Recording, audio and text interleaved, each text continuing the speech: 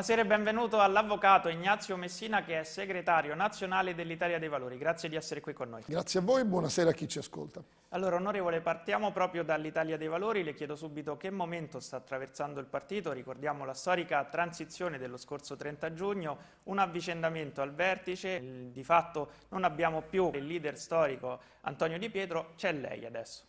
Devo dire, Di Pietro non è mai stato segretario del partito, ma era il presidente, quindi ancora oggi continua ad essere presidente onorario del partito, per cui dà una mano a questo processo di cambiamento.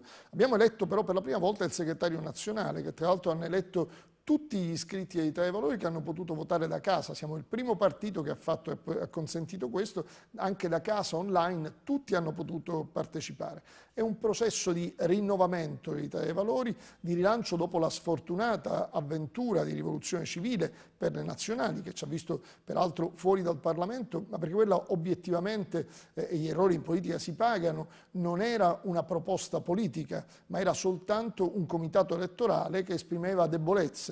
Noi invece abbiamo rilanciato il partito, la nostra azione politica, abbiamo presentato il nuovo simbolo, tra l'altro, quindi spersonalizzato, perché riteniamo che un partito, ormai l'Italia dei Valori sia un partito adulto, che quindi possa camminare sulle sue gambe. Abbiamo fatto tutti i congressi, dal nazionale ai regionali ai provinciali in tutta Italia, eleggendo 1500 persone che sono la nostra squadra dirigente e rilanciando coi temi concreti, che poi sono i temi dell'Italia dei Valori, partendo da legalità, questione morale, che non sono affatto attuate nel nostro Paese e quindi tremendamente attuali, e per riprendere il cammino che avevamo lasciato.